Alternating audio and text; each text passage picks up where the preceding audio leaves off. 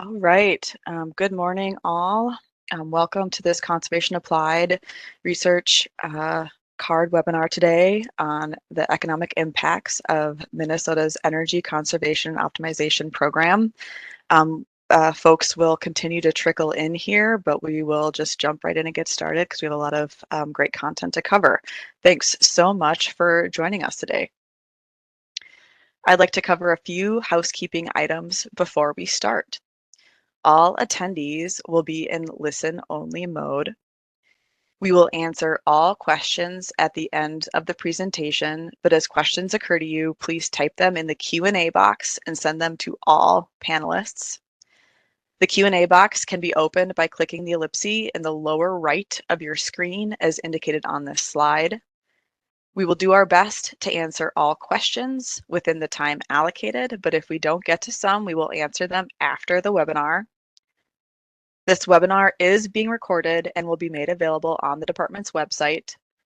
The slide set from the webinar will be emailed to all registrants within 2 weeks from today's broadcast, as well as will also be made available on the department's website. And finally, if you'd like closed captions on this webinar, click the CC bubble on the lower left of your screen. I am Lindsay Anderson, the ECO Research Director at the Department of Commerce within the Division of Energy Resources. And here I identify and analyze gaps within utility energy conservation and optimization programs, and I coordinate and plan research to fill those gaps. The Conservation Applied Research and Development Program is a major tool of that work. With me today is Catherine Fair, the Utility Energy Conservation Research Planner here at the department within the Division of Energy Resources, also within the Eco Business Unit. And she supports and leads the administration of the CARD program. Catherine is the project manager at the department on the research that is the subject of the webinar and will be moderating the Q&A portion of today's presentation. Our presenters today are Dr. Amalia Hicks, Dr. U, Shantan Krovidi, and Josh Lind from Cadmus. Amalia has more than 20 years experience in research, study planning, project management, data visualization, and results interpretation. At Cadmus, she leads emerging technology research and pilot program planning and evaluation, manages portfolio-wide evaluation activities, and mediates stakeholder conversations and processes, among other responsibilities. U is a senior associate at Cadmus. She holds a PhD in economics from North Carolina State University and specializes in impact evaluation, research design, and sampling, with over 13 years of experience in economic modeling and statistical analysis. In this project, U serves as both the project manager and technical lead. Shantan is the modeling lead in this project. He has been with Cadmus for over 5 years, focusing on impact evaluation and statistical analysis. Shantan holds an MS in mathematics and statistics from Georgetown University and a BA in economics from the University of North Carolina at Chapel Hill. And finally, Josh is the cost effectiveness analysis lead in this project. He has multiple decades of experience in resource management and energy cost analysis, contributing to RFP quantitative analysis and production cost modeling of short-term and long-term acquisitions. He earned his MBA from Ottawa University in Phoenix, Arizona. Thanks to you all for joining us for today's webinar. We're really looking forward to the presentation. This webinar is one in an ongoing series designed to summarize the results from research projects funded by Minnesota's Applied Research and Development Fund, which was established in the Next Generation Energy Act of 2007. Research areas were expanded with the passage of the Minnesota 2021 Energy Conservation and Optimization Act, also known as ECO. The purpose of the fund is to help Minnesota utilities achieve their energy savings goal. $2.6 million is set aside annually for the CARD program, which awards research grants in a competitive request for proposal process. Results from CARD projects provide utilities with data to enhance energy efficiency program designs within their energy conservation and optimization portfolios. As you can see by the pie chart, CARD projects funded to date have been in all building sectors, as well as some that cross multiple sectors. The subject of today's webinar addresses all sectors and discusses results from Cadmus's analysis of the investments made from 2018 to 2023 in Minnesota's Energy Conservation and Optimization Program and the impact of those investments on the state's economy overall. Now, I'll turn it over to Amalia to start today's presentation. Thank you. Good morning, everyone, and thank you for attending. Our presentation is organized into 4 main sections. First, we'll describe the study's objectives and give a brief background. Then we'll discuss the methodology and findings of our economic impact and cost-effectiveness analyses. Finally, we'll present our conclusions and recommendations.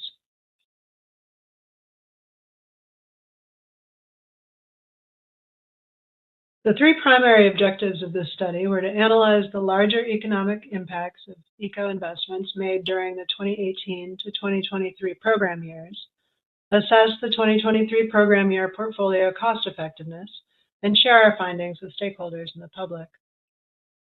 Now I'll pass the mic to our project manager, Yu Wu, to give a brief background and describe our data sources. Thank you, Amalia. Hi, everyone.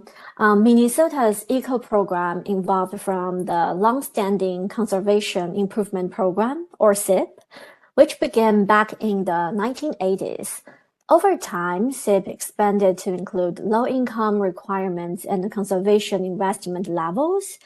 And in 2007, the Next Generation Energy Act introduced statewide energy saving goals for electric and gas utilities.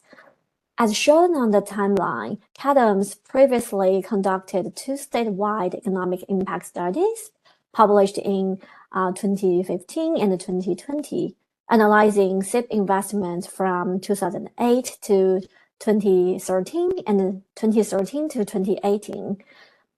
In 2021, the Minnesota ECO Act was signed into law. This legislation modernized CIP, allowing utilities to make more comprehensive approach to energy efficiency, integrating load management, efficient fuel switching, and expanded low-income energy programs to help Minnesota meet its clean energy and carbon reduction goals. In 2025, CADMS analyzed the regional economic impact of ECO during programs years 2018 to 2023, assessing how these evolving investments continue to deliver benefits across Minnesota's economy. Our study uses data specific to Minnesota whenever possible. Primary sources include ECO online reporting platform, which Minnesota utilities use to report program spending, participation, and energy savings. We also compiled the data from annual status reports submitted by investor-owned utilities, U.S. Energy Information Administration data for historical and forecasted retail rates and energy consumption in Minnesota, and benefit cost decisions set both by the Department of Commerce. I'll hand things over to Sean Tang, who will walk you through the details of our methodology and the findings. Thanks, Wu.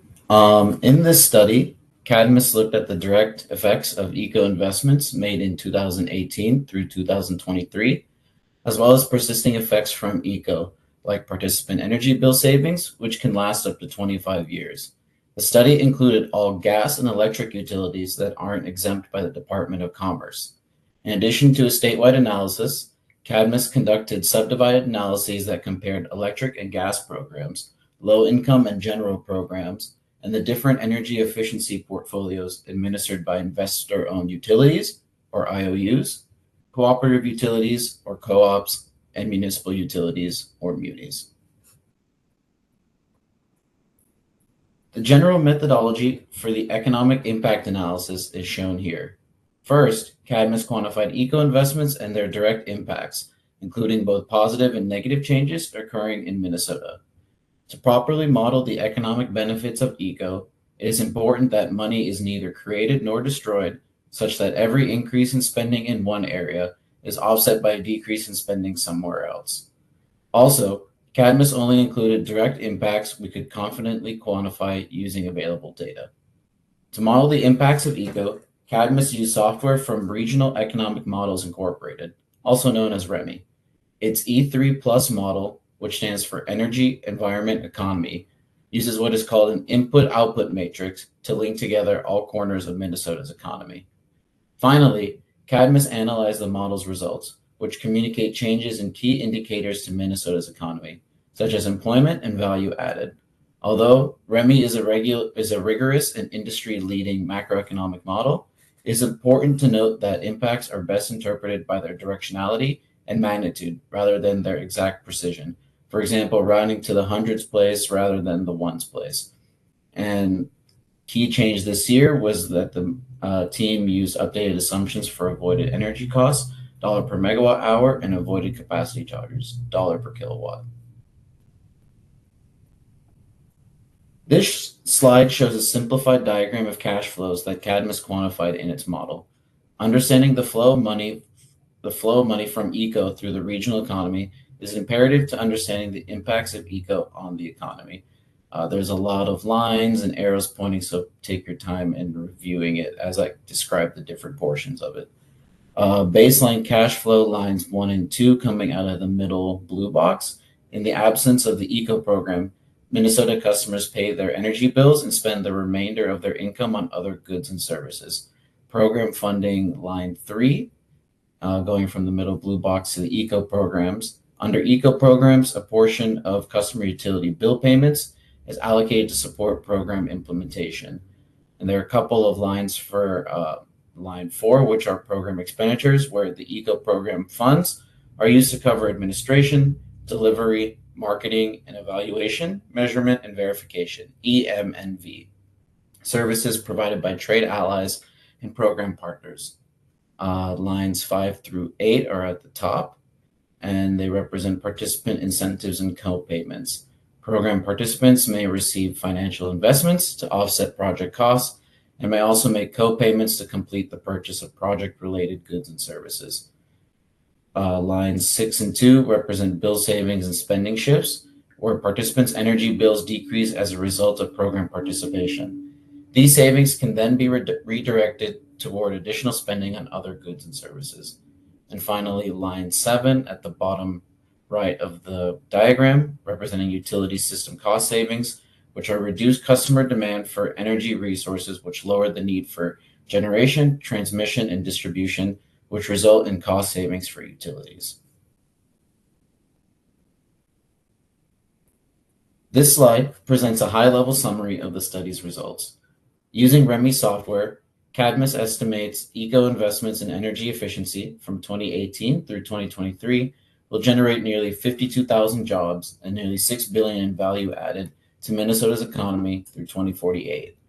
During that time, ECO will also add roughly $7.1 billion to the wallets of Minnesotans in the form of disposable personal income, which is the equivalent of every Minnesotan receiving an extra $1,200 over the course of the whole analysis period, not on a per annual basis. The second table normalizes the economic benefits relative to total spending. Every dollar invested through ECO generates more than $3 in both value added and disposable personal income. And every $1 million invested generates roughly 29 jobs. REMI measures changes in employment as both full and part-time jobs. The labor force is distinct from employment. It indicates the number of individuals actively seeking employment as opposed to the number of individuals employed. Traditionally, unemployment rates are calculated among the labor force in order to exclude people who typically do not work, such as children and the elderly. Although the total number of jobs added is nearly equal to the increase in the labor force, employment tends to act as a leading indicator of labor force. That is, as people not seeking employment see the regional job market improve, they tend to re-enter the labor force. The next slide will help to visualize this sentiment. Output is a broad measure of all economic activity. That includes intermediate inputs, whereas value added captures the value of outputs minus the value of intermediate inputs. Consider a bakery that purchases ingredients such as flour, sugar, and butter to bake cookies. These intermediate goods cost $10. The bakery uses these intermediate goods to bake and sell cookies sold for $15. In this situation, The bakery creates $15 of output and $5 of value added. That is $15 in output minus $10 for the cost of intermediate goods. Cadmus uses value added as its primary measure of economic benefits and incorporated value added into its cost effectiveness considerations, which we will review shortly. Here is a visual representation of cumulative employment gains from ECO over time. Each set of colorized bars represents the employment gains for each year of ECO investment from 2018 through 2023. As you can see, employment gains persist for 10 to 15 years after initial program activity. Employment gains from 2018 through 2023 ECO investments are estimated to peak around 2035. Over time, program benefits, including jobs added, begin to diminish as energy efficiency measures reach the end of their effective useful lives, and the regional economy approaches a new equilibrium. While the decline in benefits are minimal compared to the overwhelming overall benefits, this shows the importance of sustaining ECO investments in energy efficiency. In real life, we know ECO investments in energy efficiency remain steady. Every additional year of ECO investment not only grows the peak, but also pushes the peak further out, prolonging the positive effects of ECO. Moreover, it is important to emphasize that most of the diminishing jobs visualized here were jobs that were added because of ECO investment and would not have existed otherwise. To piggyback on this concept, net changes in employment capture both increases and decreases in jobs in all sectors of Minnesota's economy. Sectors that will experience the largest employment gains are service industries such as healthcare and retail trade. Conversely, the industry that suffers the greatest relative loss in jobs is the utilities industry. This is expected, though, because the goal of energy efficiency programs is to curtail energy consumption, leading to less reliance on utilities and related infrastructure. One last note before we move. In addition to modeling each program year of ECO investment individually, Cadmus modeled all 6 years of activity combined. The black solid line depicts net gains in employment for this combined scenario, which estimates slightly more jobs added than when modeled individually. This difference is attributable to REMI sensitivity to the total volume of inputs. In other words, returns on investment grow very slightly faster than the investment itself, which supports the argument for continued ECO funding. Now let's compare the contributions from different parts of the ECO portfolio. As noted previously, ECO adds roughly 29 jobs per $1 million invested and generates about $3.31 in value added per dollar. Cadmus assessed ECO's electric and natural gas portfolios separately. Minnesota's gas portfolio achieved weaker normalized effects, generating approximately 19 jobs per $1 million invested, and a return on investment of $1.51 of value added, thanks to fewer energy savings achieved per dollar of investment spent. Conversely, the electric portfolio generated significantly stronger normalized effects, resulting in 33 jobs added and $4.08 of value added relative to spending. Ultimately, both portfolios produce positive economic benefits for the state. Cadmus and the department also assessed economic benefits by utility type. Here, munis achieved the greatest gains relative to spending, adding roughly 55 jobs per $1 million spent and nearly $9 in value added per dollar spent. Munis comprise the smallest absolute amount of investment and achieve the greatest energy savings relative to spending. As with Cadmus's assessment of impacts by fuel type, the overall energy efficiency portfolios under each utility ownership model posted strong economic benefits from ECO. Lastly, Cadmus and the department assessed economic benefits distinguishing between programs specifically for low-income customers and all other programs. Low-income customers are eligible to participate in general programming. However, low-income programs are designed exclusively for income-qualified customers. General ECO programs will generate robust economic benefits through 2048, while low-income programs will result in minor negative impacts. In light of these results, it is important to note several caveats. Low-income customers who participate in ECO benefit from fully incented energy efficiency projects or measures, thus requiring no co-funding from them. This invariably requires a larger contribution of ECO funds per customer than a traditional ECO program would, by design.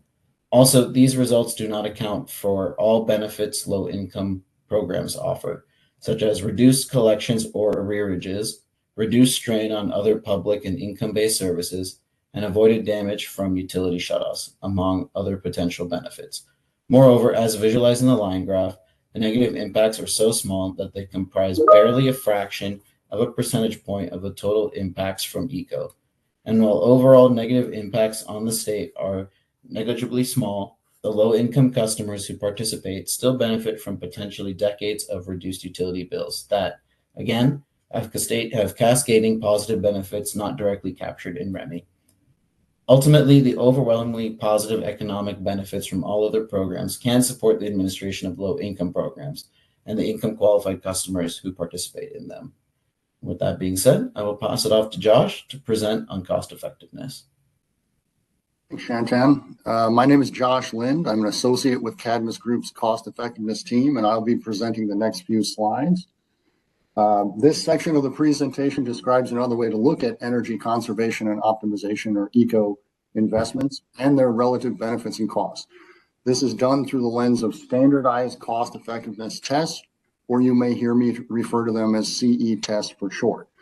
For this part of the study, Cadmus looked at ECO investments made in 2023 by all non-exempt utility. So with that, let's move on to the next slide. To get started, we'll introduce and describe the cost effectiveness tests utilized in the state. Minnesota utilities calculate costs and benefits according to 5 CE tests. To perform the analysis, values from the Minnesota Commerce CE decisions were used in our calculations. Now I'll provide a brief overview of each of the 5 tests individually. Please note we'll discuss each of the tests starting from the left-hand side of the slide and working our way to the right. Starting with societal cost test, which includes all impacts on society, such as those to participants and utilities, as well as broader societal considerations like emission reductions. Moving on, we have the utility cost test, or UCT, which assesses the benefits and costs from the perspective of the utility. Next is the participant cost test, which assesses the benefits and costs of ECO programs from energy efficiency program participation.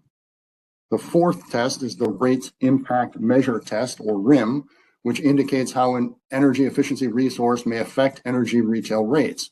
In most instances, energy efficiency programming failed to achieve a benefit cost ratio higher than 1 in this test, which is the threshold for cost effectiveness. This is because participant bill savings commonly exceed utility avoided costs, resulting in a revenue shortfall. However, the test only accounts for a narrow range of benefits and costs and fails to account for other important factors. The resulting net costs through the RIM test can help calculate the potential magnitude of changes to retail rates for those utilities. This is allowing them to recover their lost revenues over a time period. Organizations such as Minnesota contributor Synapse Energy have previously recommended against using the RIM test to screen for cost effectiveness. It is best used solely for informational purposes. Finally, we come to the Minnesota cost test, which accounts for the utility system impacts, non-utility system impacts, and societal impacts. The MCT also excludes participant impacts. Okay, with that, we'll move on to the next slide. We'll provide some individual test results. Here you can see the results of the test themselves for the combined statewide electric and gas portfolio. Please note these results exclude economic impacts. Furthermore, for reference, again, the benefit cost ratios that exceed 1.0 indicate that the program is cost effective. We'll start from the upper left and work our way down and to the right of the slide. Starting from the top of the slide, first is the societal cost test, or SCT, which shows benefits of 1.438 billion, costs of 561 million, and net benefits of 877 million. This results in a benefit cost ratio of 2.56 for the 2023 statewide program activity, which includes potential benefits calculated for up to 20 years through 2042. Second, below the SCT is the participant cost test results, which show benefits of 1.764 billion, cost of almost 385 million, and net benefits of 1.38 billion. This results in a benefit cost ratio of 4.59. Next is the utility cost test, which provides benefits of 886 million, costs of 294 million, and net benefits of around 592 million. This results in a benefit cost ratio just north of 3. Moving to the upper right-hand side of the slide is the rate impacts measure test, or RIM, which yields benefits of 886 million, costs of 1.856 billion, and net costs of 970 million, as illustrated here as a negative net value. This results in a benefit cost ratio of 0.48 and illustrates the principles we discussed about the RIM test in the previous slide. Therefore, as you can see, the statewide ECO program passes the SCT, PCT, and UCT tests, but not the RIM test. Finally, the portfolio also passes the Minnesota cost test with a benefit cost ratio estimated to be 4.90. Per the Minnesota cost test, ECO is estimated to generate 1.14 billion in portfolio net benefits through 2042. This comes from 2023 program activity alone. This is driven by its estimated 1.438 billion in benefits and nearly 294 million in costs.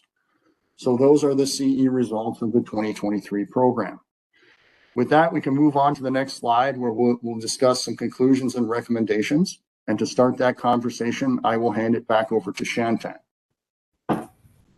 Thank you, Josh. So some key takeaways from our study. ECO investments provide net positive benefits to the state economy that persist for as long as the energy efficiency measures operate. To continue benefiting from these positive impacts, continue to fund ECO programs. Supplemental recommendations include improving data for use in future studies. And while avoided utility system costs increase in 2018 through 2023 compared to the previous analysis from 2013 to 2018, overall value added to Minnesota's economy declined slightly. This change reflects how program savings now flow back to participants through lower bills and incentives, rather than funding capital-intensive utility investments that generate higher GDP per dollar. Increased spending in local retail and service sectors creates jobs, but contributes less gross domestic product per job, moderating overall value-added growth even as employment impacts strengthen. Now I'll hand it back over to Josh for discussions on cost-effectiveness recommendations. Thanks, Shantan. I'll discuss the final point on this slide. Based on the statistics we outlined earlier, statewide, the ECO is highly cost-effective, meaning benefit cost ratios, again, are well above the 1.0 for most tests. Furthermore, ECO generates positive net benefits according to most standardized CE tests, including the societal cost test and the Minnesota cost test. Finally, when looking forward, another recommendation would be to continue to explore emerging technologies or new program designs in the evolution of the ECO program, which would also inform future cost-effectiveness tests. With that, I'll hand the conversation back over to our host, Lindsay. Excellent. Thanks so much for that awesome presentation, Cadmus. So attendees, if you've not already done so, please type your questions into the Q&A panel to send them to us so we can answer the questions that you have. In addition to myself and Catherine Fair, Anthony Fryer, ECO Director, has also joined from the Department of Commerce, Division of Energy Resources. So with that, Catherine, do you have any questions for the Cadmus team? Thank you, Lindsay. Yes, I do. So the first question I have is, how do these results differ from the previous study's results, and why? Sure. Thank you, Catherine. I'll address that for the economic impact side. So first, we'll start with the disposable income side of things. So that rose by nearly $1.3 billion in 2022 dollars from the previous analysis to current.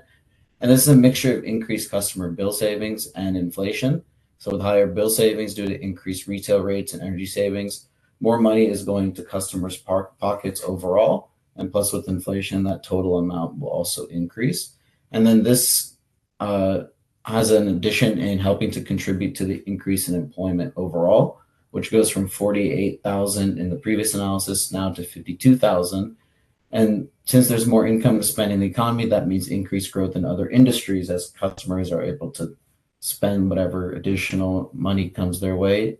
So we would see higher employment over the analysis period compared to the previous due to more money being spread around. GDP or value added decreases slightly, roughly from 6.3 billion in the previous analysis to 5.9. But also this, again, like we mentioned, program savings are flowing back to participants through lower bills and incentives rather than funding capital intensive utility investments that generate higher GDP per dollar. So they're spending in local retail and service sectors, create jobs, but that contributes less to GDP per job, moderating overall growth. And then finally, output is decreasing as well, partially from inflation, but from 10.9 billion in 2018 analysis versus 10.8. This is also could be attributable to manufacturing jobs that, while positive, did not grow nearly as much as services jobs or other jobs that would contribute less to the overall supply chain. And then same as value added, savings are going back to participants more than funding for capital intensive utility investments. Thank you. In relation to the cost effectiveness test results, additional statistics can be provided for CE, but largely increased savings from emission reductions or avoided environmental damage benefits, as well as bill savings for those that incorporate bill savings, drove improvements in the CE ratios overall. For example, SCT benefit cost ratio improved by 4%.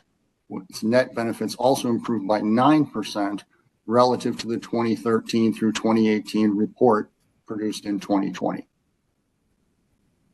Thanks, Catherine. Thanks, Shantan and Josh. I have another question here in the Q&A chat. And that is, very interesting study, thank you. Can you confirm that the CE analysis included all ECO programs, including those funded by munis and COUs? Correct. Projects provided for the 2023 program were included. Okay. Thank you, Josh. I have another question here in the chat. Although during the time period covered fuel switching was in its early days, are there any insights that the analysis revealed between fuel switching and traditional energy efficiency programs, or perhaps will this be covered in the next study? I can address that. So for this analysis, we did not explicitly look at the impacts between traditional fuel efficiency and fuel switching.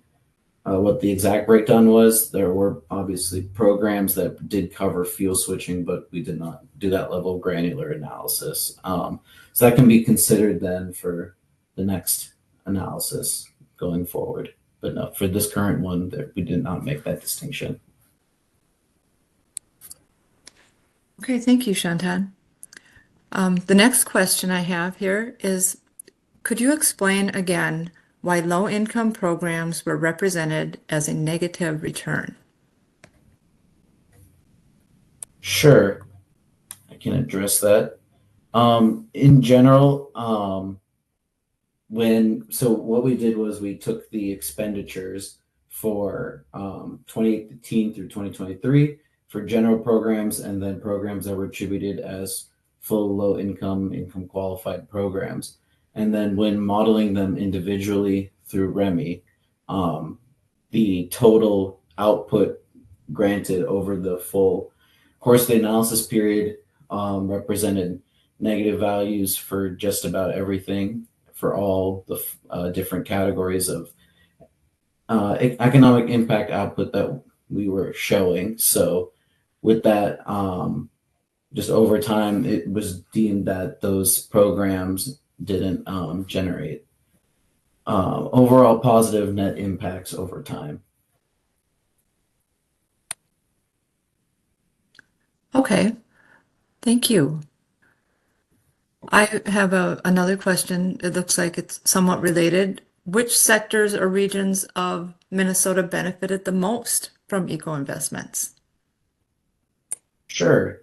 Thanks, Catherine. So the sectors that benefited the most were retail trade and state and local governments with the highest growth, comprising nearly 21% of total employment growth over the period. So retail trade, some examples include supermarkets, department stores, and other specialized shops like bookstores or hardware stores. And perhaps if the company is local, even e-commerce and websites, vending machine operators too could also add to the economy. And this is followed then by healthcare, food services, and then office admin. So a lot of more services and then localized shops, vendors that had the highest growth. Thank you, Shantan. So was cost effectiveness considered alongside economic impact modeling? And if so, how do the two perspectives, effectiveness versus economic value, complement or differ from each other? Thanks, Catherine. I think I'll start on this one. In relation to cost effectiveness, the cost effectiveness calculation utilized the same input statistics as the income impact analysis and included the discounting method outlined in our forms. As is mentioned during our presentation of cost effectiveness results, the CE calculations do not include economic benefits. Overall, the process between the economic impact analysis and the cost effectiveness analysis are very similar for things like participant costs, shared incentives, eco incentives, co-funding, reduced emission and avoided costs. One thing to keep in mind is that the two analyses do differ in one way, that the cost effectiveness impacts focus on 2023 program actuals to produce forward forecast savings and for evaluating program costs. Anything to add, Shantan? Yeah, that's a perfect summary of that. I guess in addition, so well, beyond whatever Josh outlined, while we did not necessarily incorporate cost effectiveness results into economic impacts, we had our own proxy cost effectiveness in a way. I was discussing our results in terms of $1 million per dollar spent. We normalize our impacts by spending. And so while not quite the same as cost effectiveness, it also does provide some insight into how much impact is being generated given budgetary constraints and at a investment level basis.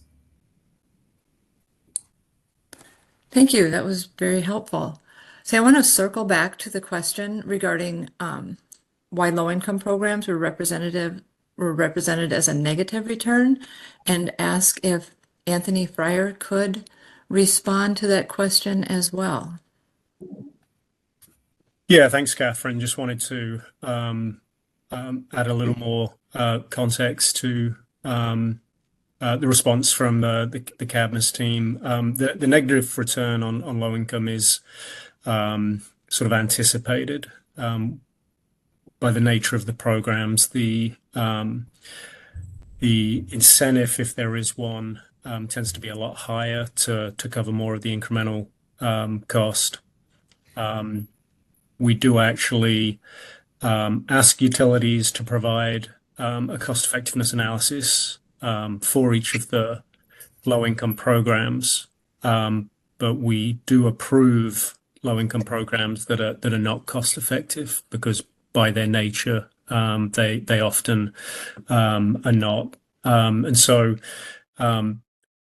just a couple of things there that I think play into that negative return. There's just some design components that are different to market rate programs where cost effectiveness is a requirement and something that the utilities need to follow.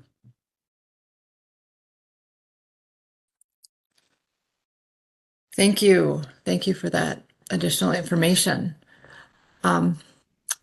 I have one more question here, unless anybody else is going to type in a question in the Q&A box. So how does this study methodology differ from the previous two studies in 2015 and in 2020?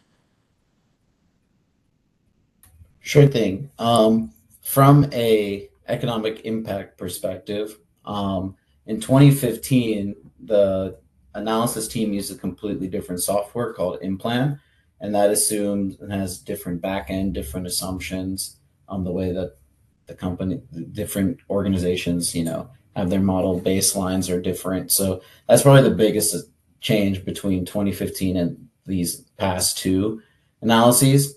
And then the avoided cost assumptions and how those were computed also changed pretty significantly. So in the previous two analyses, just static values were used for dollar per megawatt hour and dollar per kW, so avoided energy and avoided capacity charges.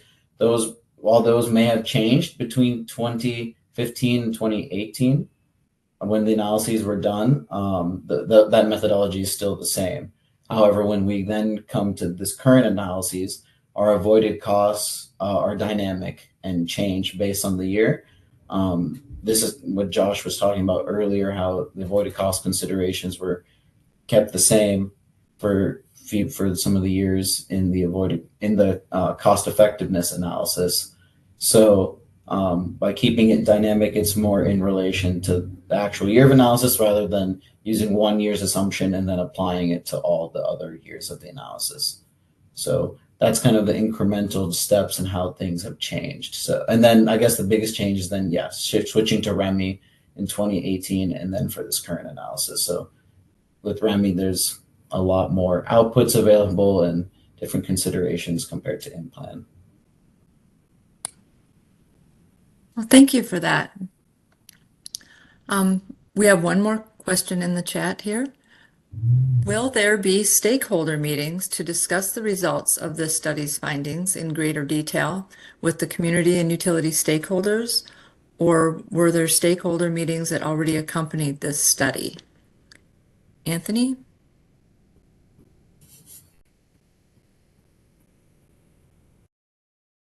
Thanks, Alexis. I don't think we have currently plans for utility stakeholder or community stakeholder meetings on this particular topic, but I do expect that once we have the final report, that will be circulated far and wide and will also be the subject for discussion in a number of the stakeholder meetings that we have. We currently have an income eligible working group that Catherine has been leading this year, and other stakeholder groups as well. That I think this information will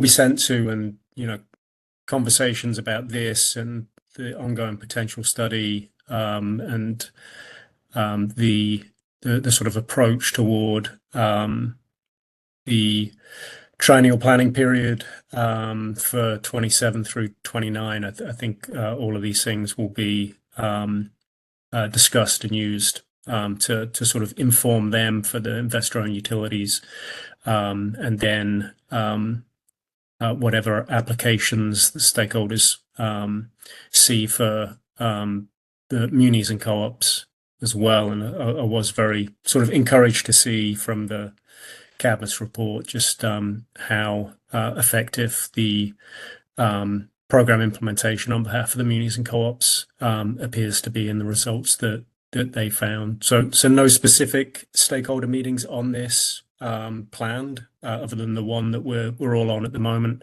but certainly will be included, and I think a good topic for discussion in those existing groups that we have.